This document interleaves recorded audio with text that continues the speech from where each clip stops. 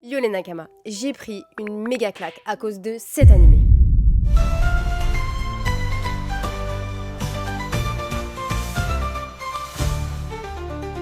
L'animé, il est sorti en été 2023 et on entendait parler de cet animé mais de partout. Moi je suivais pas du tout, j'étais pas à jour comme vous avez pu le voir dans mes anciennes vidéos. Il y avait juste un truc qui revenait énormément et qui j'avoue m'intriguait, c'est que l'animé n'était pas du tout kawaii comme on peut le voir dans ce genre d'image ou cette image ou cette image là. Aujourd'hui je vais vous dire 3 choses que vous ne savez pas sur Oshinoko. Bon, un peu après la guerre, mais je me suis mise à jour en décembre du coup de l'année 2024 et c'était un choc. Genre, à ce moment-là, j'ai tellement compris la hype qu'il y avait autour de cet animé. Et sachez que j'ai tellement aimé cet animé que j'ai fait quelque chose que je ne pensais ne jamais faire. Vous inquiétez pas, c'est pas quelque chose de grave. En fait, je suis une only animé. Donc vraiment, genre, je lis plein de mangas, je les lis pas.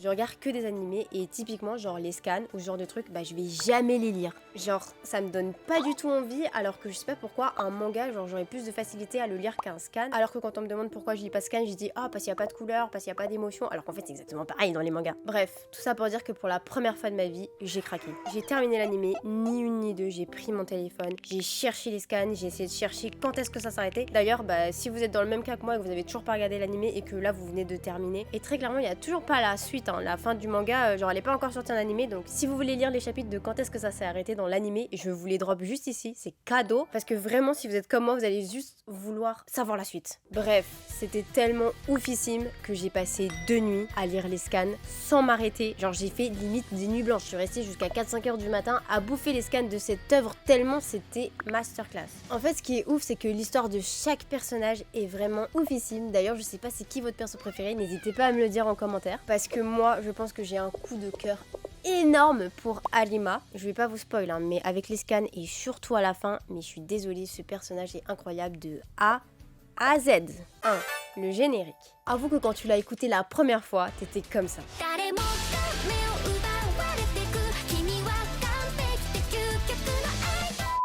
Et je pense qu'on l'a vraiment tous entendu sans même avoir vu l'animé ou même avant d'avoir vu l'animé, tellement il a tourné de partout. Du coup la musique Idol est très symbolique et elle est plus symbolique que ce qu'on pense. On est tous d'accord sur le fait que l'opening il est hyper accrocheur, hyper entraînant, hyper ambiançant. Et vu l'histoire, je pense qu'on a tous compris que l'opening contient des éléments qui rendent hommage à l'industrie des idoles, tout en explorant la superficialité et les sacrifices qui y sont liés. Le contraste entre la musique joyeuse et les thèmes sombres de l'animé est un clin d'œil subtil à l'ironie de la réalité de l'industrie du divertissement au Japon. Deuxième point, les personnages secondaires. Les personnages secondaires cachent des secrets plus sombres qu'on ne le pense. Au début, tu pourrais croire que l'anime se concentre uniquement sur les persos principaux, mais en creusant un peu, tu te rends vite compte que chaque personnage a une profondeur cachée. Des secrets, des motivations, des liens inattendus se dévoilent au fur et à mesure. Et du coup, ça te force à reconsidérer chaque personnage sous un nouveau jour. Voici d'ailleurs quelques exemples. Troisième point, l'entertainment japonais. Ce que je vais dire maintenant, ça rejoint un peu le premier point avec le générique. Je pense que vous avez remarqué, mais l'anime se joue des codes de l'industrie de l'entertainment japonais. Oshinoko, c'est pas juste un animé ou un manga sur les idoles, c'est une critique profonde et subtile de l'industrie du divertissement japonais. Derrière les paillettes et les sourires, l'anime dénonce la superficialité, l'exploitation et les sacrifices inavoués. En fait, cet animé, c'est un regard bien plus complexe et bien plus sombre sur ce monde qu'on pourrait l'imaginer au départ. Parce que, effectivement, comme tout le monde, je pense que quand on a vu l'affiche d'Oshinoko, on s'est tous dit « Waouh, c'est quoi ce truc gnangnan kawaii et tout ?» Alors que pas du tout. Moi, ce que j'aime beaucoup dans cet animé, et d'ailleurs c'est pour ça que je l'ai grave aimé, c'est qu'en fait il aborde des thèmes qui sont pas souvent abordés, parce que justement on a un peu cette impression qu'il y a des choses à cacher derrière tout ça, et d'ailleurs il le montre bien en mettant plein de couleurs, plein de paillettes, les personnages sont trop choux, t'as pas du tout l'impression qu'ils ont un background comme ça là. Bref, en tout cas j'ai hyper hâte de voir la suite en animé, parce que les scans ça m'a régalé, mais de voir en animation, je pense que ça va être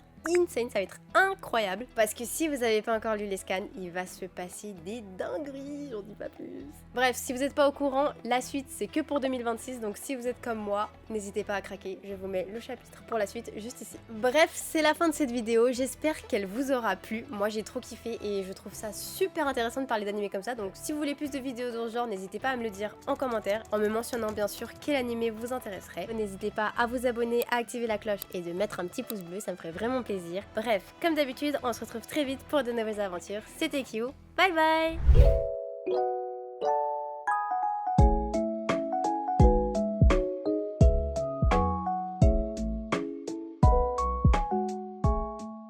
Et préféré d'ailleurs.